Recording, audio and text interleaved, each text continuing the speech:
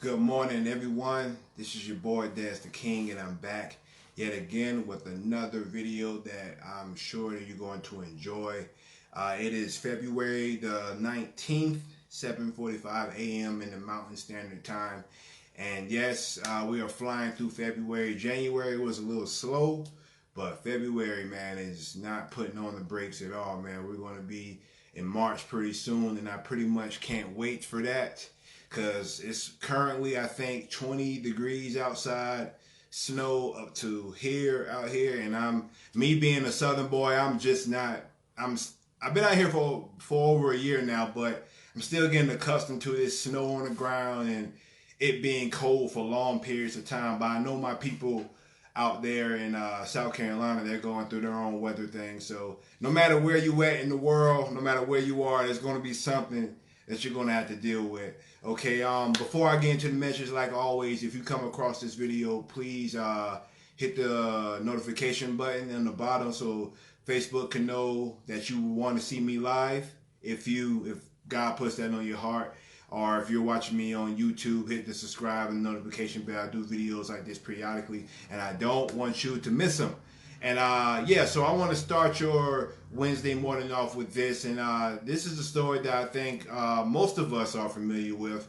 And that's the story of Cain and Abel. And I read this story, I don't know, hundreds, thousands, whatever times since I was a kid up until now. And I was just reading it last night, and it just got me thinking about looking at it from not really from Cain's perspective, which I think most of us do. We look at it from what Cain did and what he did to his brother and how he killed his brother, and then God sent him off to wander in the land and cursed him or whatever.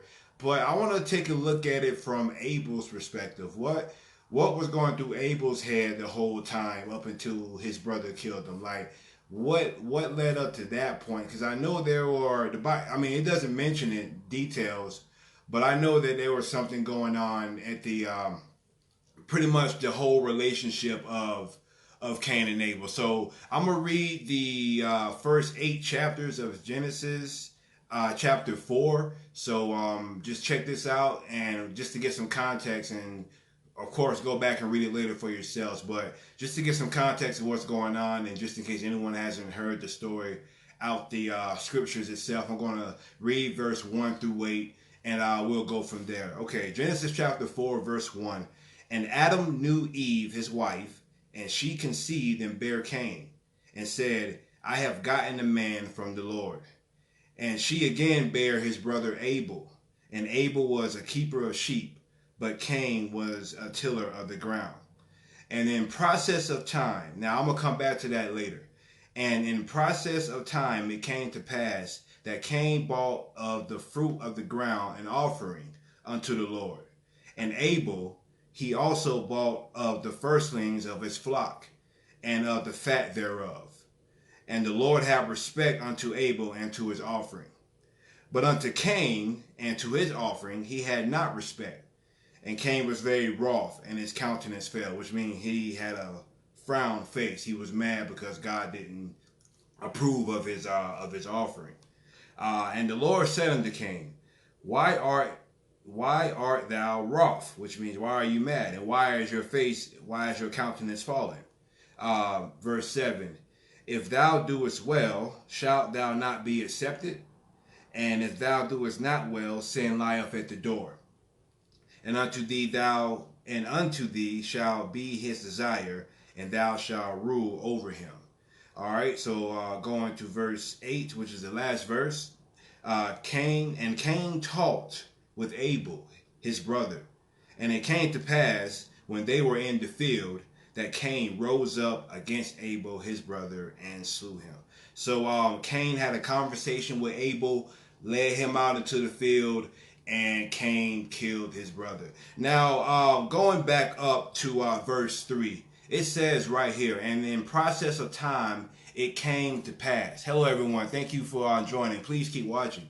And in verse 3, it says, in the process of time, it came to pass. So after Cain and Abel was born, a process of time came to pass. We don't know how long. It could have been years, could have been months, but some time went by, and they were accustomed of giving offerings to God, as it says in the next verse.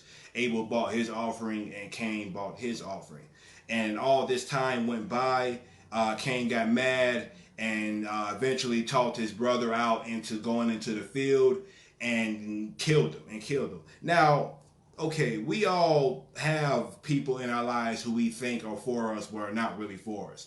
They laugh in our face, they shake our hands, they give us hugs, they may even give us gifts and things. But that does not mean that they like us. Doesn't mean they love us. Maybe they want to get rid of us, or in this case, want to kill us. In extreme cases, might want to kill us. Me being Abel, I was wondering what there had to be some type of signs that was leading up to this. I'm sure this wasn't the first time Abel outdid Cain in something, and God was more pleased with Abel than with Cain. Now, it doesn't say that verbatim in the text. This is just me speculating here, but it seems to me like this was a process in motion. You know what I mean? Because it says in other scriptures that there's a sinning process. The wages of sin is death, but there's a beginning. First you think about it, then you act on it, and then you pay for the consequences of what you did. So it seems like the same thing happened with Cain, in my opinion. This anger for his brother, this hatred, kind of built over time, and then just eventually Cain couldn't take it no more, and he killed his brother. But as far as from Abel's perspective, you would think that maybe he would have noticed that his brother, or maybe he did, but it seems like maybe he didn't know his brother was plotting against him this whole time. Maybe he was naive to the fact that his own brother was his worst enemy, was his hater, for instance. And I think that relates to us today. Like, we need to, everyone that's in our face, everyone who even says good things to us, doesn't mean that they have our best interest in their heart. Like, we have to pray to God for discernment in that situation, because even our brothers, even our sisters, our friends and family, they can betray us, and they have betrayed us in the past. So maybe Abel could have had a little more discernment in the situation. I don't know what they talked about prior to going to the field. This probably was just a routine for them to go in the field and gather herbs or whatever to eat. But maybe Abel could have just peeped his brother from afar and be like, man, something's not right here. Something's not right. Let me know what you think about that. I mean, this could have just been ordained to happen and just happened how it happened.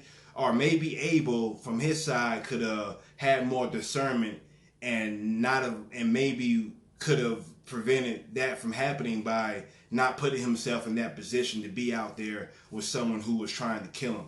And not saying that we all can't be fooled by people who we think love us. This was his brother. He probably didn't think for a second that his brother would do that to him.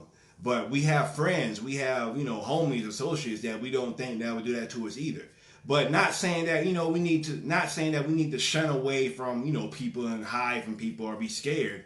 But we should, like I said, have discernment, and we should be aware of the fact that, everyone does not have our best interests. And that's just putting it lightly. Some people may not want us in the picture at all. Just because they laugh and smile and talk to you does not mean that they like you, or they could even hate you, from really, really, really have a burning hatred for you. And yet they are smiling in your face. So just wanted to put that out there and pray that this will awaken you and make you aware that we need to be aware of people in our lives. We need to be aware of situations that we in, even with our families. We don't know who is out to get us. The Bible says that the devil is like a roaring lion seeking who he may devour. And that doesn't mean like he's literally screaming, "I'm the devil, I'm coming to get you." The Bible also says that in Genesis, which is in this same context, that he is he used the snake, and the snake is the most subtle creature, which means it is a sneaky creature. It is a deceptive creature, and it can slither its way into your life if you're not guarding your heart or guarding your mind. We have to put on the whole armor of God and protect ourselves from the ways of the enemy. Okay, yeah. So I hope you enjoyed that. I thought it was pretty deep when I was thinking about it last night, and I was like, yeah, I'm gonna share that to my people today. So yeah, I hope you enjoyed that, and I hope that brought a blessing and value to your life.